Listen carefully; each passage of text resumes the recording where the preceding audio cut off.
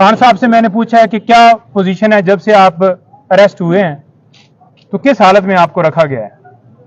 उन्होंने कहा है कि मुझे सी क्लास में इन्होंने रखा हुआ है, छोटा सा कमरा है, चक्की वाले कमरे में उन्होंने रखा हुआ है मुझे, और यहां पर ओपन वॉशरूम है, उसके ऊपर वॉशरूम के अंदर कोई शावर नहीं है। वहां पर उन्होंने ये बताया कि दिन को मक्खियां होती हैं और रात को कीड़े होते हैं। ऐसी हालत में उन्हें वहां पर रखा गया है।